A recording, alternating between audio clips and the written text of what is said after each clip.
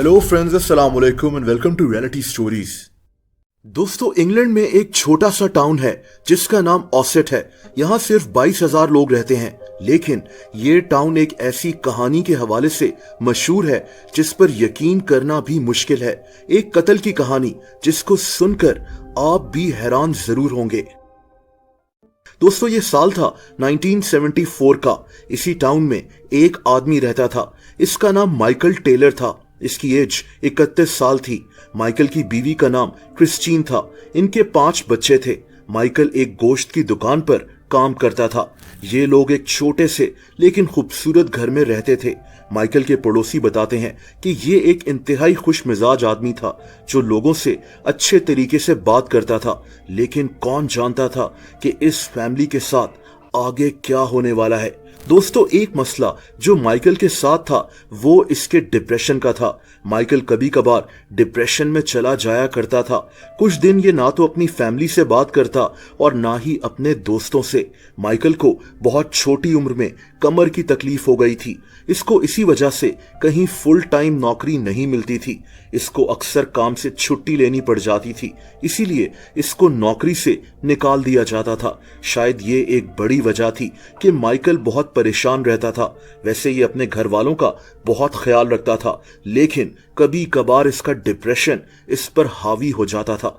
दोस्तों, एक दिन माइकल का एक दोस्त इससे मिलने आया हुआ था। इसने माइकल से एक बहुत अजीब बात कही। इसने कहा कि तुम्हारे ऊपर किसी बुरी ताकत का साया है जिसकी वजह से तुम अक्सर परेशान रहते हो। इसने माइकल को एक ग्रुप के बारे में बताया, एक ऐसा ग्रुप जिसको एक औरत मैरी रॉबिन्सन चलाती थी। ये औरत दावा करती थी कि ये लोगों पर से बुरी ताकतों का असर खत्म कर सकती है। ये ग्रुप इसी टाउन ऑसेट में ऑपरेट करता था। इनकी यहाँ मीटिंग्स होती थी, यानी लोग मैरी के पास अमल वगैरह करवाने आते थे। माइकल भी इसी ग्रुप की मीटिंग्स में, फंक्शंस में जाना शुरू हो गया और बहुत जल्द ये मैरी के साथ बहुत वक्त गुजारने लगा। इसके सामने मैरी लोगों पर से जिन्नात का साया खत्म करती थी, जिसे एग्जॉर्सिज्म कहते हैं। अब यहाँ ये बात नहीं हो रही कि मैरी कितनी सच्ची थी और कितनी झूठी, लेकिन इसके फॉलोअर्स को यही लगता था कि ये औरत अमल कर कर लोगों पर से बुरी ताकतों का, जादू वगैरह का असर खत्म करती है। दोस्तों, माइकल मैरी के साथ रोजाना कई घंटे गुजारता था। इसको लगता था कि इसके ऊपर से उस बुरी ताकत का असर खत्म हो रहा है। यह भी कहा जाता है कि माइकल मैरी को पसंद करना शुरू हो गया था और यही बात इसकी बीवी भी नोटिस करना शुरू हो गई। माइकल जब घर वापस आता तो अपनी बीवी से कोई बात नहीं करता था, अपने बच्चों को वक्त नहीं देता था। इस छोटे से टाउन में भी ये बात फैल चुकी थी कि माइकल मैरी को पसंद करता है। माइकल की बीवी क्रिस्टीन अब इससे सवाल करना शुरू हो गई, जो कि बिल्कुल सही था। ये जानना चाहती थी कि इसका शौहर इसको क्यों इग्नोर कर रहा है, लेकिन माइकल जवाब देने के बजाय इस पर गुस्सा करना शुरू हो जाता।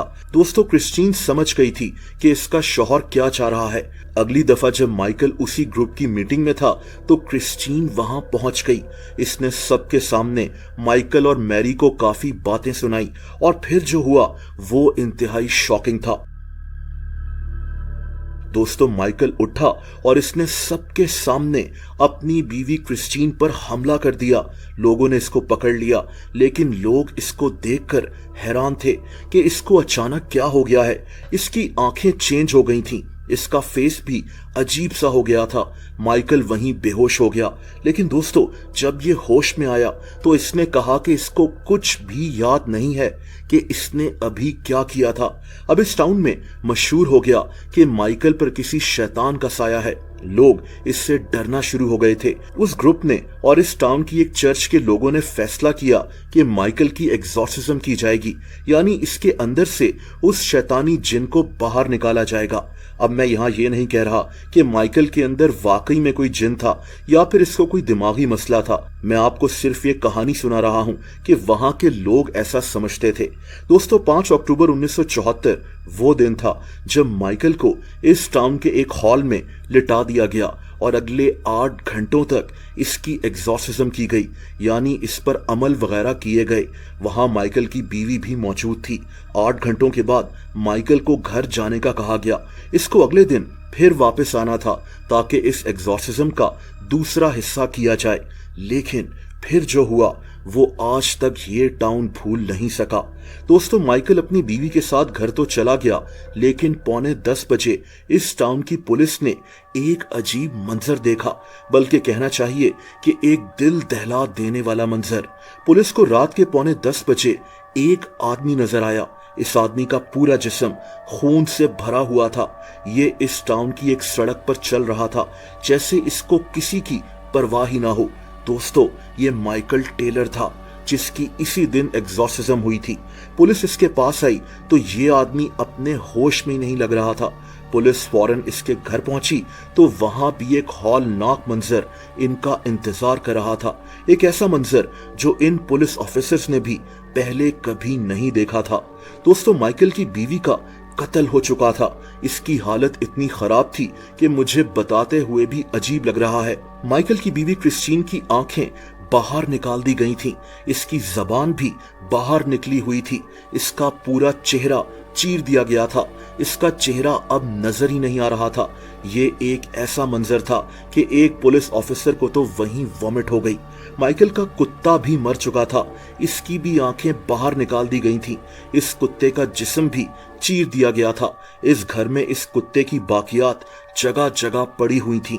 घर की दीवारों पर खून ही खून मौजूद था। दोस्तों, माइकल वहां खड़ा हुआ था और चीख रहा था कि मैंने ही अपनी बीवी को मारा है, क्योंकि इसके अंदर एक बुरी ताकत मौजूद थी। मैंने उस ताकत को खत्म कर दिया है। ये आदमी अपने होश में ही नहीं था। दोस्तों, माइकल टेलर पर अदालत में केस चलना शुरू हुआ। अब अदालत में ये तो कहा नहीं जा सकता था कि माइकल पर किसी जिन का साया है, तो इसके वकील ने अदालत को ये कहा कि माइकल की दिमागी हालत ठीक नहीं है। माइकल अदालत में चीख चीख कर कह रहा था कि ये कत्ल मैंने नहीं बल्कि मेरे अंदर मौजूद शैतानी जिन ने किया है। लेकिन इसके वकील ने इसको दिमागी मरीज बनाकर अदालत में पेश किया था। दोस्तों, अदालत में ये साबित भी हो गया कि माइकल की दिमागी हालत ठीक नहीं है। इसको इस केस से बरी कर दिया गया और इसको एक मेंटल हॉस्पिटल भेज दिया गया जहां इसका इलाज होना था। इसका नाम ब्रॉडमूर हॉस्पिटल है। अगले 2 साल तक इसका यहीं इलाज होता रहा। सवाल यह है कि इसकी बीवी का क्या कसूर था और उस बेचारे कुत्ते का क्या कसूर था। ये आदमी तो दिमागी मरीज बनकर इस केस से ही बरी हो गया। ये वाकया आज तक इस टाउन के लोग भूल नहीं सके। दोस्तों, अगर आप मुझे इंस्टाग्राम पर फॉलो करना चाहें तो उसका लिंक नीचे डिस्क्रिप्शन में मौजूद है।